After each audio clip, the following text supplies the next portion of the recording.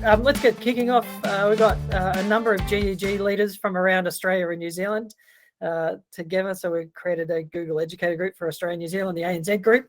But to get things kicking along, we're going to do a little bit of acknowledgement of country from Australia and from New Zealand. So Leslie, did you want to start with that one and lead us off? Sure, I'll start with Australian acknowledgement of country.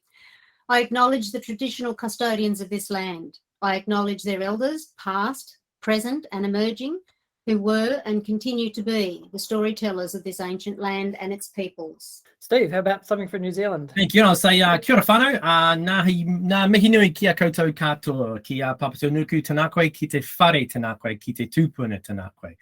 And I'd like to also acknowledge and respect Ngāu Māori as the tangata whenua of Aotearoa, and know that we are committed to upholding the principles and partnerships of Te Tiriti o Waitangi, Haumie, Hui, Tākie. Awesome. That's all good. So we're just going to run through a few tips and tricks for you, what's new coming out of Google. There's some great new features coming. We're going to have a look at a Chromebook trial. So this is more around for teachers using Chromebooks and how that went. Applied digital skills now that Maria's got her Wi-Fi and her microphone and her speakers working. So good problem solving there, Maria. And we want to just show you a little bit about Google Classroom and some tips from Phil, who's been away for 2.5 terms or 9 months, I think, on break and what it's like to come back and how to manage that chaos. Steve's going to show us a few things around Data Studio, and then we want to just talk to you a little bit about in-person meetups and what's happening next and how we can stay connected and so on. So let's dive right in. Steve, Chris, over to you. And what's new with Google? Wow, okay. Am I going first, Chris? Yeah, mate, you go first. Nice. This is so confusing. I've got so many tabs. Let's go. I'm going to go over here. I'm going to share this tab instead. Okay, so I'm going to go real quick because I'm up first, and I know that if we go long, then everyone will go, damn, Steve, you talked way too long. And what I'll do is have a quick play with smart chips. Now, we've talked a little bit, Chris and I talked a little bit before about smart chips or smart chips for those of you in Australia. I'm sorry about that. Yeah, a bit of translation there. And Docs had this massive rebuild a while ago, and everyone went, what does it mean? And Chris and I both went, what does it mean? What it means is that you can do some really cool stuff in Docs. So as you can see there, we got the at the beginning to insert some stuff. So if I type an at, what it's going to do is drop down. And look at that, I can even tag, like Chris actually comes up first because we must talk lots. So if I want to tag Chris in something, he's going to tag him in there as his name. Now you notice that his name has actually changed to that little gray outline. So it becomes a smart cheap or chup. And I can click on that and I can have a look at his info. I can send him an email. I can start a chat. I can start a video call. I can have a look at his calendar or book some time in there. So I can find out some stuff about my buddy Chris. Now you notice over on the right-hand side as well, it also has popped up one of those really nice little comment boxes. I can now immediately give him access if I want. So I can click on share. Now all of a sudden, and it's going to send it to him, and we have shared this document and start working together. So a really nice little feature there with smart chips. So I'll just go and do another at. Now you'll also notice that there are a whole lot of other things down here. So meeting notes inside a calendar invitation, you'll automatically create meeting notes, which I share with everybody on the calendar invitation. You can do roadmaps, you can do reviews, but there are also these cool things. So you can drop in a checklist. So if I do that, I can go like this with a checklist, and I can start to add things. And you'll notice also that beside that, I can click here and assign it as a task. So it'll drop into my tasks as well. So we start to have a lot of stuff that's going on inside Docs. But my favoriteest one is, as we scroll down, no, not my favoriteest one, my second favoriteest one, we can do a watermark, and we can also do tables of contents, and we can do equations. Now I'm going to keep scrolling because we're going again. Let's do that. If I go right down, there's also a drop-down menu, so you can create a drop-down menu inside a doc. You can also do your tasks, you can do your links. You can also do special characters. So real nice little shortcut here for a special character. If I want to do an A like that, then I can suddenly click in an A with a little line across the top if I want to use Māori correctly. So that's a really quick way to put that in as well. The last little one we're going to do. What's that called? Is that called a macron? It's a macron. That's the word. It fell in my brain. I was trying to think. Why did they name the Maori language thing after the French president? I don't know. I think it was the other way around. I think the Māori language came first, Chris.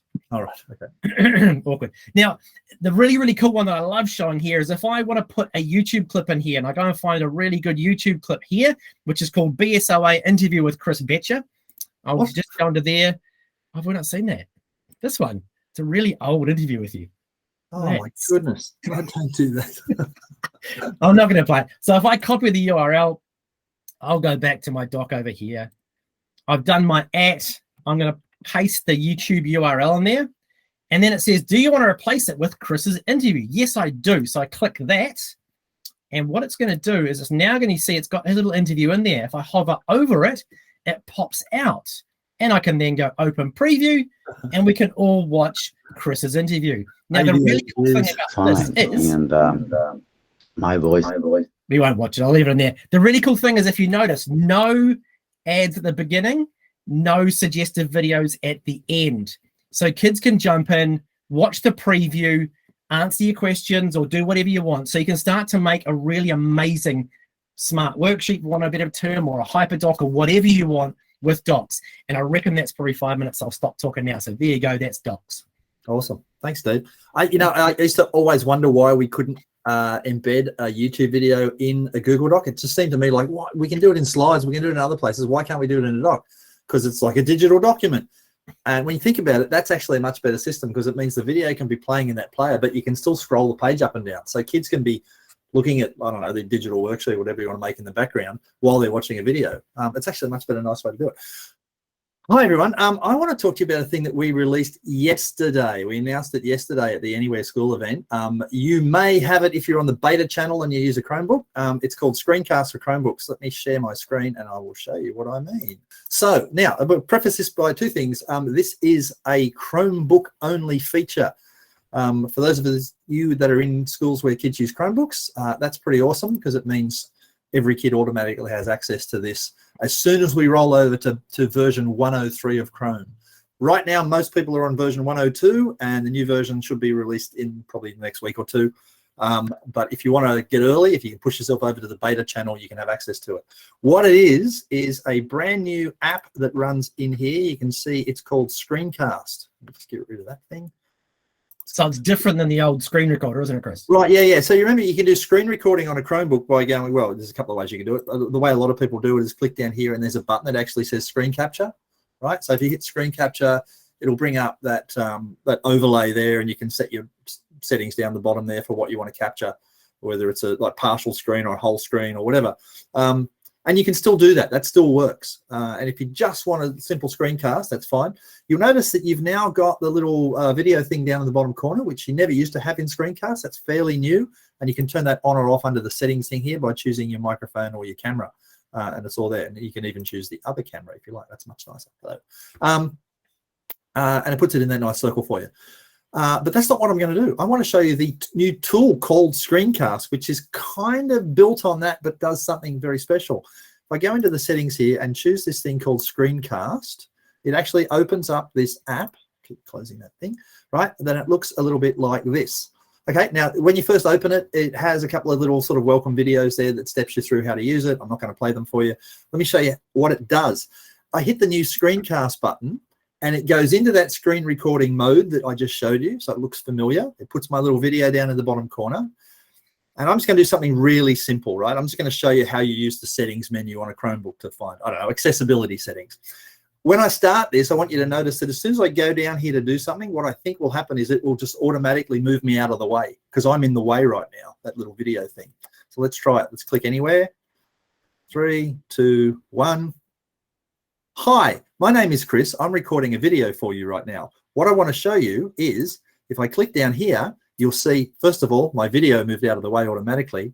I can go to the accessibility menu, click there, and this is where I find all my accessibility settings. I'm just going to stop recording there. That's enough for now, right? And you'll see what it's doing in the background. Watch this. So any second now, what it's doing right now is it's uploading that video and everything to Drive. You can see there it goes in the background there. It's just pushed the video up into Drive. Now what it'll do is it'll say processing. Any second now, it'll say processing. Now we just talk amongst ourselves for a second while it does its thing. What it just recorded was the video track. a sort of a metadata file of stuff. And let me just show you what's actually happening in the background. If I can open the right tab here and show, let's just close this for a second. Where am I going? I've got too many things open. I'll do it in this one. If I go into my Google Drive, just while that's processing in the background, I want to show you what actually happened. So let me head over here into Drive. And somewhere in here in my Drive, I have a new folder that just got automatically created called Screencast Recordings, right? And if I go into there, you'll see it's created a folder for me just a few minutes ago. There you go. There it is in there. And in that folder is 3 files. The actual recorder, the projector file, which is the file that holds it all together, and the little thumbnail that you see in projector. You don't need to worry about any of that. Just be aware that it's happening in the background and you don't have to think about it, okay? But I just want to point out that it is there. Now, let's go back here and you'll see that that screencast is now finished. Here's the magical bit. When I go to open that screencast, the transcript of what I said will open on the right-hand side. So what I said there, now, because this was such a short video, it's probably not a great example. If you do a longer video, it will actually break it up into paragraphs for you. And I've done a little bit of testing on this. If you stop and pause just for a second, it will treat that as a paragraph break, right? So if, as you're doing your videos, just sort of break the wording up into chunks. I tend to just speak a lot, so it's put it all in as one thing, right? But when I play that, you'll notice, hi, my name is Chris. I'm recording a video for you. I don't know if you're getting the audio on that or not, but it's actually playing the audio for me and it's highlighting this section. When you have multiple sections or multiple paragraphs, it will just go one by one with the paragraphs. And here's the cool thing. If there's something in here that you don't want and you want to edit it out of the video, the way you edit it out of the video is simply go to the 3 dots and say, skip that section. And watch what happens when I skip this section, which happens to be most of the video. It will actually just remove that whole blue section down the bottom there. That's now removed from this video, which doesn't leave him with a lot of video, right? And if you want to put it back, you just undo that and it puts it right back. Super simple way to just edit video just by editing the text. And by the way, if it said, I don't really need this bit at the beginning, let's skip that. I don't really need that bit at the end, let's skip that. And if it didn't get my wording right, because, you know, speech to text is pretty good, but it's not perfect, I can always click on the 3 dots and say edit the text, and I can go and fix any mistakes that it's made. Actually, Steve, you know what? I wonder if I split a paragraph. No, it doesn't do it. I thought it might split it into sections. No. Oh well. But yeah, so you can fix the text, and that's how it gets. And then if you want to share it, you hit the share button there, give it a rename, I'll call it task, and say continue, and it will generate this as a either keep it private or share with others, and then it does a kind of anyone with the link can access kind of deal, and it gives you the link there for it. Copy the link, give the link to someone, they can watch it. Here's the small caveat on this. This is a this is a Chromebook only app, which means you need a Chromebook to make one, but you also need a Chromebook to watch one. So if you're in a school where your kids have Chromebooks and the teachers have Chromebooks, and we're going to hear from Andrew Corney about that in just a sec, this is just an amazing piece of kit. If you're in a school where the kids have Chromebooks and the teachers are on Windows or Mac or something, I don't know, then you got to maybe a little something you got to solve there, because teachers might not be able to see it if they don't have a Chromebook. But I think it's a pretty amazing thing, and it's free on every Chromebook. So yeah, there you go. That's me done. There's also the little pen tool as well, so you can annotate while you're drawing. Oh yeah, I didn't mention that. Yeah, the pen tool. You can see it in the screen capture down here. There's a little pen tool there, and you can actually draw on the screen and highlight things as you're making the videos. So if you need to sort of, you know, circle something or make a note, you can do that while you're recording, and it just records it straight into the screen. Speaking of, not every Chromebook has a touch screen or a stylus input. I bought this yesterday, actually. It's a little Wacom tablet. Comes with a pen, and it's called the Wacom One. And there's 2 versions of it, the small one and a big one. This big one cost me about, I don't know, 100 and something bucks on Amazon. And it's part of the approved for use with Chromebook program. So it's what they call it, Steve? Works with Chromebook, yeah. So it's a approved works with Chromebook accessory. So it works great. Anyway, okay, now I'm done. Back to you guys. Nice. That's awesome. Nice. Very good. Has anyone got any questions they want to ask about that while you've got Chris and Steve on the call? We want to make this as interactive. I think, Donna, you just raised a hand. Yeah, very polite. Turn your microphone on did. and ask a question. Go for it. if the kids ink on the screen, Yep. and they share the recording from in their drive, Mhm. can anyone who they share the recording from within their drive see their inking, or do you have to be on a Chromebook to see the inking? No, it should. Well, I haven't tried it, but it should just become part of the video. Yeah, it does. It puts it all together for you. So you could, the kids, if the teacher's on a Windows or a MacBook or something, the kids could share the recording from in their drive. They could share that version. I was just going to say that actually. Yeah. So any inking you do becomes embedded in the video file that gets recorded. And even though I just said that sort of small problem there, that if the teachers don't have a Chromebook, they can't see it with the transcript and everything. But the kid could just share the WebM file, the actual video recording, which is one of those 3 files that I showed you in the folder. Yeah, just share that file and you get the actual video recording. You just don't get the transcript on the side. Cool, thank you. No worries. Awesome. And Dan's just asked, is it possible to just record the video and not the screen? Do you guys know about that? As in just your face? It sounds like it. Yeah. So I spend most of my life on a Chromebook these days, but if you go to the camera app inside a Chromebook, you can just record your face just from there. If you want to do like a screencast of your face, I guess, yeah. Well, it's not even screen, it's literally just capturing your camera. Yeah, true. Yeah. Excellent. All right, that was really good and awesome segue. And Andrew from New Zealand is part of the New Zealand GEG. He's going to talk about a Chromebook trial that he did for teachers, and let us know how that went. Andrew, you all good to go? Yeah, brilliant. Yeah, it looks like you can hear me. Thanks for that, Mike. And a shout out to Donna, Resource Queen. Great to have you on the same call, Donna. You follow her on Twitter, get all their good resources. It's legend. And also Dan on the call from Sydney 19. Buy his book. It's wicked. Listen to his podcast. So yeah, great to share some time with you guys as well. Yeah, I'm here to talk about Chromebook Teacher Trial. So Steve put this out, I think, at the beginning of the year. Does anyone want to try using a Chromebook as a teaching device? Put my hand up. And it arrived at the beginning of the term. So of course, the first thing you do with a new device is just plaster it with stickers. So that's it there in the picture. So yeah, I guess the query was, can you replace a Mac or PC that you've used as a teacher with a Chromebook? So I'm now 6 weeks into that, and here's my insights. If you just go on to the next slide there, Steve. So a couple of things. There's obviously a heap of variety of Chromebooks. So the one that I've got right here in the screen, so it's a Lenovo Yoga 13 ThinkPad. And the ThinkPad looks familiar from an IBM laptop back in the day. I'm not quite sure if that's because I noticed the little funny wee mouse thing in the middle there that I remember from back in the day with the new IBM laptop. So really awesome device, and it comes in a heap of configurations. The thing that I love about it, so I've been using a Mac for ages, and the latest MacBooks are very limited with ports. Like the 13-inch MacBook that I've got now, it's got 2 ports, USB-C. So you're always dealing with dongles. Well, this thing's just got ports. So HDMI, USB-C, USB-A, and the micro SD. So having the flexibility with all those ports is awesome. This model is a touchscreen, and I've been surprised at how much I use the touchscreen just in my normal sort of day-to-day pointing and clicking. And in particular, we've got a bit of a rubbish print dialogue system when we're printing at school. It's got a click here, and then a window jumps to another part of the screen, and click here, and then a third click to print.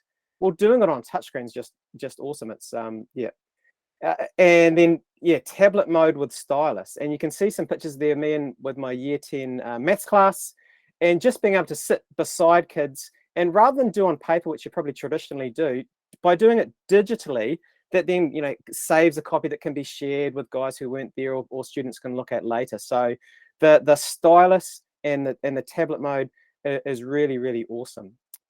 Let's flick along to the next one. I was meant to show you. So the first thing that I did with the stylus mode, and I'm not quite sure if it's going to show up that well in the small camera, was Google Keep, and it's just got this great little sketch tool. So I tried to do a little painting of my holiday snappy and Milford track. So it's really great to play around with. All right, now I think we're ready for the next one. Peter just asked which app you're using to take notes, but you just said Keep, didn't you? Yeah, Google Keep. Yeah, it's amazing. The drawing tools on Keep are really, really good. heaps better than actually Google Draw, I've found. Nice. Just flick to the next one along. Yeah, so to manage to not to manage. So I had teething problems in the first week or so. So the IT department, because it was the only teacher Chromebook, basically copied the policies from a student organizational unit. And so just had all these restrictions, getting really frustrating, just weird stuff like putting formulas in spreadsheets, clicking with cell references, and lots of extensions not working. I was just trying to unpick that, and they just said, oh, look, we'll just unmanage it. So unmanaged it, then all good. Still a few little fish hooks, like the way the Wi-Fi set up, because it needed to be on a certain Wi-Fi network to be able to Chromecast, different than the students. And there's still some restrictions. So I guess in my experience, familiarity with your IT team with managing a teacher Chromebook, because the sense I got, they weren't willing to spend a bit of time getting the right policies in place for the teacher user group, given that I was the only one using it. So from a school that 99% of the teachers use Mac books, there was a bit of a learning curve, I think, for our IT team. So if you're looking to dive in, that would be something to look out for. On to the next one.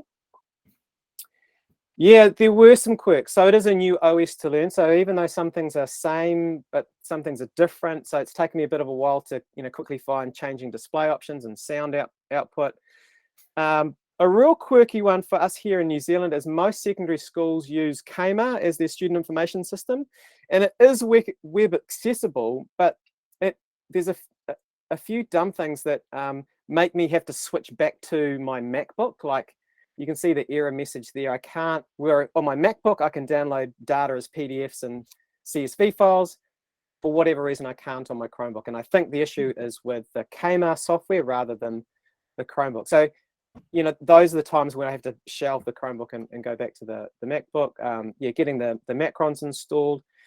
Opening an Excel spreadsheet with macros doesn't play too nicely. So there's been a couple of examples there. And the setting up multiple accounts. So my workflow with Google Chrome has been, I've got my user school account, which has got my school extensions. And then I've got my, I flip to my personal profile if I'm Facebook or Twitter or some of my own stuff in Gmail or Drive. And because I can't set up multiple sign-ins due to the settings on my school account, I haven't had that flexibility. So that's been a bit of a getting used to, and there's obviously a workaround, but I just haven't got to it yet. So those are some of the initial frustrations. And maybe flip to the last one. I think it's the last one. Yeah, so why might a school adopt Chromebooks for their teachers? Well, there's more options. There's a wide range of device features. For me, if I was going to get one again, I'd certainly get this style, but with a world-facing camera and the finger scan, that sort of top of the scale. Yeah, it'd be really good to use a tablet as a tablet with that world-facing camera. It's really affordable with the TELA scheme in New Zealand. So Kiwi teachers will be familiar with that. Chromebooks are free through the TELA scheme. So if you compare that with the MacBook that I've got, which is $60 a quarter, scale that up in a school of 100 teachers, our school's paying, almost $40,000 a year for our teachers to have MacBooks. That's almost a teacher aid. That's quite a bit of resource. And most teachers would only need a Chromebook, I think. There's a few, specialist subjects that want the power of your InDesign or Photoshop. But I think for 99% of what an average teacher would use, a Chromebook's got it all. Easy enterprise management, and just what you need, nothing that you don't for most people. Betcha, you had a question. Andrew, I thought it was an interesting thing you said when you went into the student OU and then you got so frustrated by all the restrictions. And I just wondered, do kids get as frustrated by those restrictions as well? The restrictions, maybe that wasn't the best use of the word. It was the extensions that I have been using not working, like TextBlaze. Right. Just that was like, I was almost going to throw this thing through the window. I can't use TextBlaze. I spent about an hour trying to problem solve it because that saves me so much time. So it was more, I guess, teacher-centric extensions. I couldn't work out why the formulas and sheets was being funky. Yeah, So that's weird. yeah, but again, unmanaged, no issues. Yeah, I was going to say too, the multiple Google account thing, that should be solvable. That's a setting in your admin console that they're enforcing that on you. Yeah. So I think, you know, and there's probably teachers on the call who they do use Chromebooks in their school. That's the main teacher device.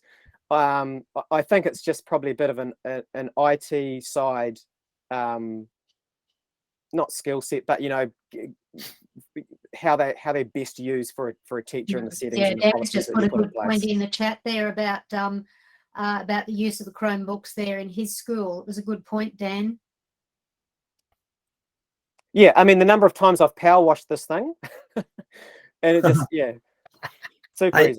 I was just going to add, Andrew, that it sounds like that. I think the yoga that you're using uses a USI stylus, so Universal Stylus Initiative. It's like all the manufacturers got together and said, let's make a standard for styluses. And it's interesting. This is one I bought on eBay. And I don't know, it cost me $60 or $70 or something.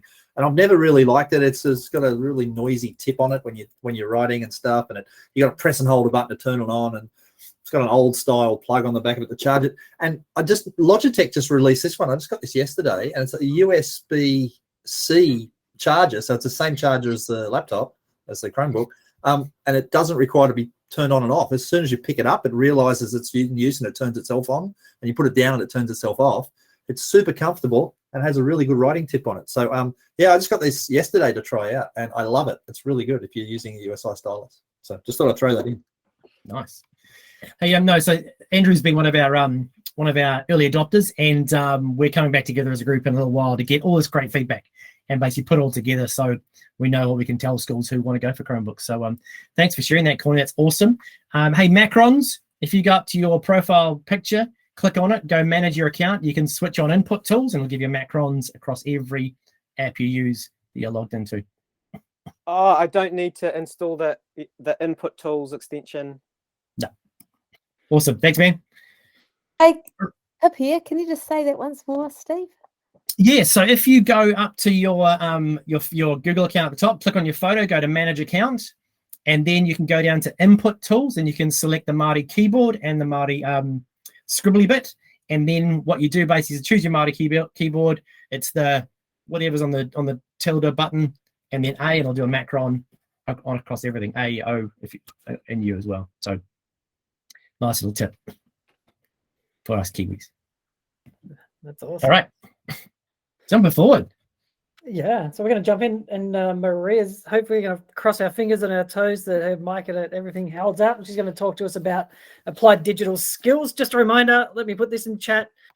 Use the hashtag GEG ANZ. We're keeping an eye on that in the background. Surely you've learned something that's been useful or interesting, or you didn't know. We'd love to hear about that in the background. We're keeping an eye on that one. But Maria, you're right to go. Yeah, all Awesome. good. Coming through loud and clear. All yours. Hi, everyone. So I've just become recently an ambassador for Applied Digital Skills. And so I thought I would just share the love a bit, really. And if you want to know more, then you can get in contact with me. You've got my information there, and free not any time, but I'm free to do a demo. We can arrange a time. So Applied Digital Skills is a free curriculum that's online. Just a little tip, go through the American version because there's a lot more available to you than if you look at the UK or Europe version. You can select which age groups you're looking at or which topics you're looking at. And I think it's a really good way of, it's self-paced learning. So they look at videos and then they're doing what they're seeing in the video, and then at the very end of it, it's there's quizzes available. So it's a great way of looking at the cross curriculum of ICT skills across the curriculum, but also getting them future ready. So you could use it as maybe an extension activity, or you could use it as pre-skills as you're going into a subject area or skill set that you want them to have for a project. You can see in the next slide, if you can please go across, thank you very much, that it talks about that it is project learning. There is so many hours of lessons. You can even search on the length of time you could look at an hour, or you could look over a number of days or longer than that. So you've got that searchability as well. You can set it up as a classroom or through Google Classroom. So you can track where the kids are going and whether they have to watch the videos, they can't move on, but where they're up to with the videos, how much of the task they have done. You also have the option yourself, if you want to pick and choose what you want out of that curriculum, you can download the videos and the PDFs, etc. Yourself. And there is also additional resources available to you, teacher resources that you may want to do, again, for pre or extension. You can have a look there in the types of digital skills that it's looking at: coding, spreadsheets, data visualization, graphic design, website publishing, document formatting, internet search, file organization. You can see the different sorts of Google tools that it's exposing students to. They even have this program available for adult learners, and they're branching out in different languages as well. So Spanish naturally being one of the strong ones, as it's I think the largest spoken, maybe after Chinese, the largest spoken language. I think that's about it in a nutshell. On the next slide there, I've got a video, but perhaps when we push out the slides to the attendees, they can have a look at that video. And of course, please just shoot me a message through Twitter or email if you would like a demo. I'm more than happy to work through a more detailed example and let you experience what it's like as a teacher and a student to experience that platform. Awesome. Thanks, Maria. Probably should have done a better job of introducing you. Do you want to let everyone know where you're based, what school you're at? Yeah, so I'm from Lakes Entrance Primary School. So we're 4 hours out of Melbourne. We're regional area. I'm a STEM specialist teacher for the whole school. And then I've got a few little Google titles under my belt. I'm very, very passionate about changing mindset and bringing technology into this area as we're emerging learners. Well put. Very good. Awesome. So that's great. Feel free to reach out to Maria if you have any questions. So now we're going to jump to Leslie. Leslie's based in New South Wales on the North Coast, and she's going to run through some Google Classroom tips. So Leslie, do you want to introduce yourself and jump right in? Mike. Thanks, Mike. I'm Leslie Altman, and I'm here on the mid-north coast, which is between Coffs Harbour and Port Macquarie. And I was talking to some of the teachers in my GEG, my mid-north coast GEG. We were just brainstorming some things that make life easier in Google Classroom. So this is nothing new, nothing groundbreaking, but it was a good reminder for each of us as we went through the, just a list of them. So my Wi-Fi threw a tantrum the other evening, and I thought I'll just create slides. So I'm sorry I'm not live demo. So if you go on to the next one, the teachers were talking about, how, using, topics and having them clear. I've, in this particular one for teachers, I've numbered these ones here. You can organise them by subject, date, weeks, or whatever, but the topics are a really great way to organise your work. So if you go to the next one, because I'm just going to run through these little reminders fairly quickly. So the title, just use that space as a quick reminder of what's, to identify that item both for you and for students. Coming up with the naming conventions is really important, and it's a personal thing. And I used numbers in mine, but it's a personal convention that works for you. So if you go on to the next one, please. And there's an example of one of the assignments that I set up. It was in topic number 1, and then I put a point system for each of the activities or assignments or materials that are there, clearly describe what is happening there in that particular assignment or material, and the expectation to view that material is there. So teachers were saying, yeah, that's really good to have that clearly defined. So the next reminder. Oh, we were talking about how when you go back and add another assignment to a particular topic, and as you can see that there, that topic is number 4, and I've identified it as a date and a title. And I added another piece of material in there, and it's easy to just click on it and drag it into place, so it runs through. So don't forget, you can click and drag to organise your work. So the next one, keyboard shortcuts, I think is the next one. Yes, sometimes that classwork page gets pretty long after a few assignments, and so to use the shortcut Control F or Command F on a Mac, look for the keywords and assignment numbers, whatever you need to look for, instead of scrolling up and down and up and down. It's great for teachers, but it's really, really handy for students. So teach them a few keyboard shortcuts.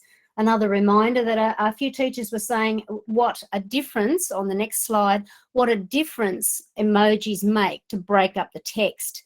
So instead of having number 1, February 17th, and the title of that particular topic, it was really handy to have the numbers, use an emoji to bring in those numbers, and also break up the text in the instructions.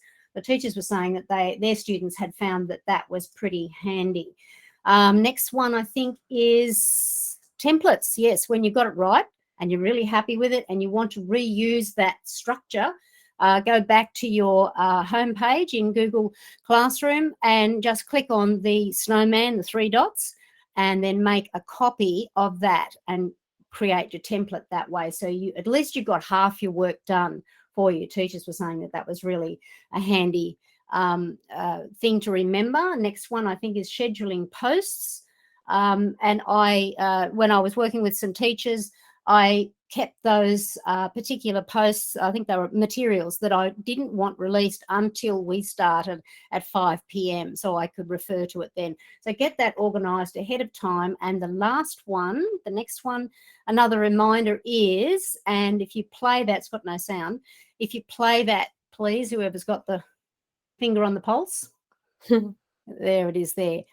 As I said, I couldn't do a live demo, so I did a little video there. As you can see, it's only 1 minute long. Just remember about your title, which I just made a mess of there. I should have clipped that out. Make sure that your title is clear and it is uniform right throughout the Google Classroom. Make sure that the instructions are clear and add your you can add your material, whatever you need to add there.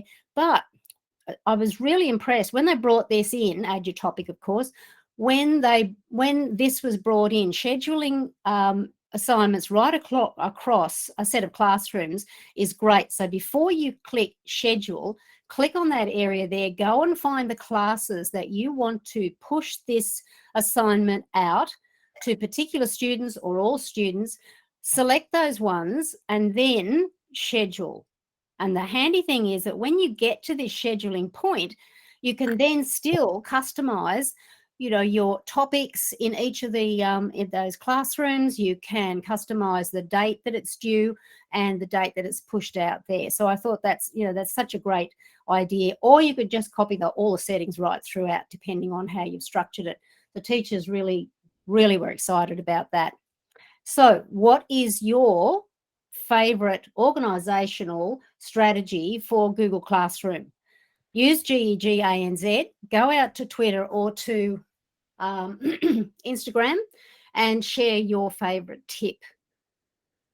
Thanks very much. Awesome. Thanks, Leslie. That was a great little whirlwind tour and nice little plug to get that social thing happening. Just been watching that in the background. Even Cam, I think we need to give Cam Ross a handicap of some sort because he's like the social media king. I even saw you post it on LinkedIn, Cam. So you're crushing it, buddy. Yeah. So keeping those coming through, and that's really, really good. Awesome. So next up, we've got somebody else from Australia who's going to dive in and show us a little bit of tips about staying organised and ready to go. So we've got Phil from down in Melbourne on the Mornington Peninsula, just back at school after some paternity leave, which is awesome. So Phil, do you want to introduce yourself and jump right in? Awesome. Thanks, Mike. Hi, everyone. Great to see you all. As Mike said, I've had 3 terms off on long service leave and paternity leave, and I'm on day 4 back now. Very tired. Ooh. So good luck. Hopefully I get through this. Really enjoying being back. But yeah, lots of, ideas that maybe I wish I knew these few little things before I started back. But I think what's really good to point out, I guess like that, I don't think there's too much new here, but hopefully you can take one thing away from these little tips that I give you. The first tip is just making sure if September U sets up lots of Gmail filters, make sure that June U turns the filters off so you don't miss a gate duty. It's pretty important. So just a little tip. That's probably the main one. I could probably end there. Steve, could you please jump to the next one? I'm just going to really quickly talk about calendar, Google Calendar. I use the appointment slots a little before I left, but now I'm really getting back into them. My role at the school is head of digital technologies and e-learning. So there was someone amazing in my role while I was off, but now I'm back. A lot of staff like, Phil, can I catch up with you? Can I see you at lunch? All of that, which is great. It's lovely to feel loved. But I think just trying to manage that and using appointment slots is really the best way to do that. I just find that mainly it just saves you a lot of time. Even with my students, instead of saying, oh, can I catch up with you? And then I say, yes, I'm available at these 3 times. And then they ask for one. And then I then send them a Google Calendar invite. There's just so many steps involved. So I guess trying to just automate that whole process is super helpful and easier for you. So I use appointment slots for that. So really helps you stay organized, and I guess it's just works on your time and saves all of the emails back and forth. So next one, Steve, please. This just shows you really easily how to create them. If you haven't before, you can just create when you are in Google Calendar, instead of clicking event, click appointment slots, and then you can just decide if you want, say, to have meetings from say 10 a.m. till 2 p.m. You can go through and you can actually choose if you want the time to be say 20-minute slots, or if you want hour slots. Say you're having a Year 12 exam meeting with your students, you want them to be a bit longer, maybe staff meetings, you want to set that time. It just creates the appointment slots for you, which is super easy. And then you just share your appointment slots link, a page to your appointments, and then people can jump in and click that appointment.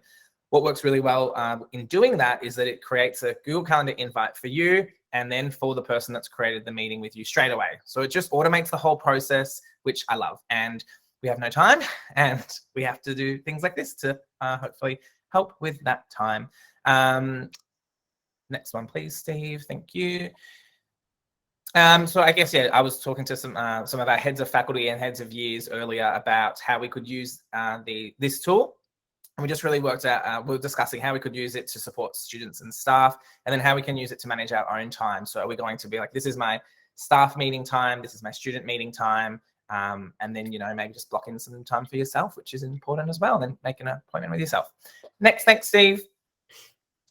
We have this one, there were all these updates in the last 9 months, and I did use my laptop every now and then, but definitely not as much in the last 4 days. But finding all of these new things that I love, like the chips came in pretty much just as I was going on leave, and they look amazing, super exciting. And then, as Leslie, you mentioned, with sharing work across multiple year levels or multiple Google Classrooms, that's new as well, which I love. And this one is super handy. This one in Docs allows you to add a table and use table templates. So if you jump to that next one, Steve, it just has a little GIF showing you what you can, how you can use it. So I've been using this with staff meetings, just in our agenda docs, instead of just having, all these dot points or checklists, now using this left status you can see. So you can double click on them to change the title. So it could be in progress or completed. I've started using this as well for my Year 12 submission. So it will just be, I've titled one, draft 2, completed. That just really helps for them in their own planning docs to see where we are at. But I just think it's nice to have, in that clean format. You can see there on the screen how you can change the colors and change the titles as well. But this works really, really well. Yes, I love that as well, Maria. So insert table templates. There's a few different ones you can play with, like a project manager one as well. But I use this here with just the in progress or completed as well. There's that one. Thanks, Steve. And then again, just looking at how you can manage meetings in this way, and then how you can stay organized, and how, I've been showing students this as well, for them to, I guess, stay on top of what they're doing. Started a group project today, and I was showing them how they can all manage that with their team. So, who's doing what in their production, and then when they've completed it, if someone else in the team has proofed it. So I was showing them how they could change that, which is pretty handy and helpful for group management. Next one, thanks, Steve. Of course, Casey Bell, I don't think I can present without mentioning her. Shake Up Learning. This is just a really great way for students to use Google Keep, but it's just really a fantastic collaborative list where you can just create, you create your keep of what you want to add. So maybe I'm doing a to-do list, and then I can share that with a staff member if you need to, or even for students working through that in their group projects. So going through, seeing what they need to complete, and they both have access to that. So like Keep, as I said, that's not crazy innovative. We all know about Keep, but I think it's just a really good reminder to that you can, students can share them with each other, or you can share them with students. I've used this in the past with some students that were just struggling a little bit. So I created a Keep to then kind of just keep that and support them using that. If they have the mobile app, they can just use that too. And then my next one, Steve, is just to end on. If you could open a new sheet for me, sheets.new. You know how to do that one. Share that one. This is just to end on. Quick, it's not a tip for returning to school, but I think it's just a great little feature. If you haven't seen it, and celebrating Pride Month, we can type P in A column, then R next, I, D, E, and if you click enter, look what happens. Hooray! Happy Pride Month, everyone. Thank you. That's so great. They expanded the colours. I know. Yep, it's the full Pride flag now. Nice. So good. So good. Excellent. Very cool. Hey, Chris, I just was looking at a couple of tweets in the background, and I saw a tweet or a question from Athena. I'm not sure if you're still on the call, but do you want to basically the question? Athena, you're still there. She's there. Do you want to turn your mic on and ask your question around fonts? I thought that was a wonderful question. Chris is probably sick of me asking this. No, I'm excited about you asking because I finally have an answer for you. Early years, it's the fonts with the early years, especially with the New South Wales and other curriculum saying that you need to teach using the standard fonts. And working with a OT in the past who said that your room should be immersed in the standard fonts of the curriculum because that's what you should be modeling. And my biggest frustration is that I love Google, I love my Chrome, I love using Google Docs, but I have to switch to Word every time I need to create things in Google Docs. And I've discovered the Lucid Press workaround, but that's clunky for me because it's like working in Publisher. So give me an answer, Chris. Let me give you the answer. So one day, Alfina, we're going to share a drink somewhere and I will tell you the whole story because it's long and involved. But basically, from the time I started this role here at Google, one of the problems I've wanted to solve is the New South Wales Foundation font problem. And I'm pleased to tell you that I've been working with the fonts team and the material design team, and it looks like it will appear in Workspace sometime this month. You know how many early years teachers will love you so much. And sorry, New Zealand, I haven't solved it for you yet, but I'm working on it. But for Australia, we've got New South Wales, Victoria, South Australia. We've got all the states. Yay. And they're filtered by state. So you'll be able to go into the more font setting inside Google Docs. I think if you just type NSW, it filters down to NSW, and then you can install that into your font list. I cannot tell you the amount of drama that it's taken to get to this point, but I'm really pleased to say that we are this close to solving it.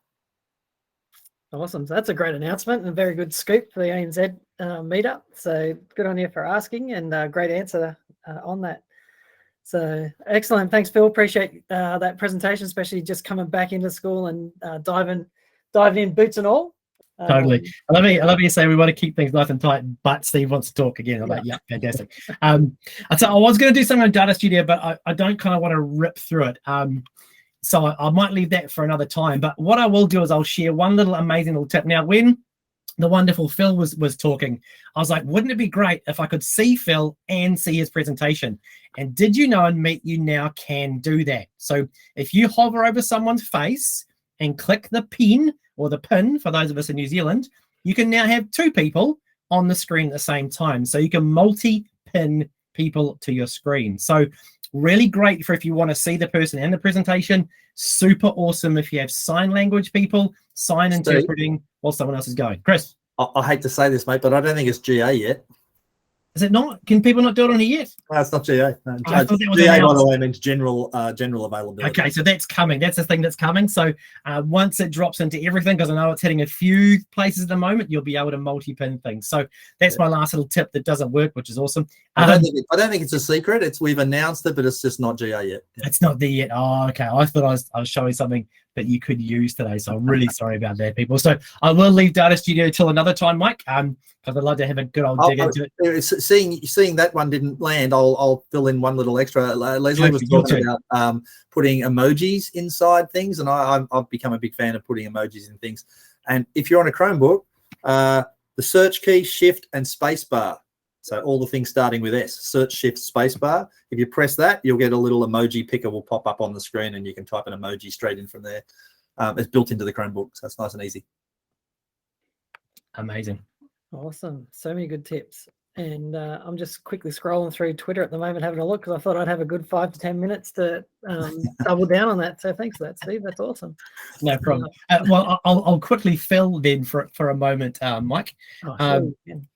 There you go. I'll do a little fill there. So I'll just do this. I'll choose my page. So what I will talk about next time is, if you haven't seen it, is the ability to grab a Google Classroom activity report. So if you're using Education Plus, all the stuff that gets sucked out of your domain by default, you can now export to what's called a dashboard. And I know I kind of talk to schools about dashboards, and eyes glaze over and they go, what do you mean? Is that something in my car? But basically, a dashboard is this thing, and it does allow you to have a look at all the things that are going on inside your domain. So these are classroom activities. So this is a classroom dashboard. You can look at assignments posted, active classes, all that sort of stuff. So all this stuff is being recorded inside your domain, and now you have the ability, if you're using Education Plus, to also pull it out into Data Studio. So this is a Data Studio dashboard, but there are a whole lot of other ones you can get as well. You can create all your own. You can see at the top it says use my own data. So next time we meet, I'll go through this a little bit. If you go to the Workspace updates blog and you filter by product, by classroom, it'll actually give you a post about how you can do all this. And there's a really big Data Studio in Education group as well, with a whole lot of educators who are building all these dashboards. So Data Studio will allow you to bring in information from BigQuery, which is a cloud thing that sucks stuff from everywhere. It'll also bring in sheets. It'll also bring in CSVs, and it'll also do file uploads. So you can bring in a sheet of data if you want as well. So a sheet load, as we say, Steve. And it's a metric sheet load, Chris. Yeah, an absolute metric sheet load of data. So what you can do is you can bring in a whole lot of data that is living in different places, and you can create a dashboard like this little one here I've done. So this is looking at, it's just pulling in the data. So this is basically looking at a whole lot of public data. So you can have a table, you can have a really cool donut there, you can have the good old-fashioned bar charts, and basically all this stuff is drag and drop. You can also have a look at where all the schools are in New Zealand, so it's quite handy to have a map that covers more than just New Zealand. So next time, I guess that's a little teaser for next time, Mike. So that's our how to do it next time thing, and I'll dive into this a bit more. So back to you, Mike. Excellent. I just saw a corner, you raised a hand. Do you want to? Yes, Andrew. Yes. So that classroom dashboard, Steve, does that data still need to be in BigQuery? Yes, it does. Yeah. So you suck it out of BigQuery. So BigQuery is a cloud product. It does have a free tier for schools as well of 1 terabyte per month of data to go through it. So depending on how often, you can probably do it for free. Excellent. That's a good teaser. Awesome. Steve, do you want to share that slide deck, or you want me to do it? Yep, I can share that again. No problem. Awesome. Excellent. So I just want to chat to you about, as Steve said, what's coming up next. So there's a couple of opportunities for us to get together in person, online. So we've got a couple of energy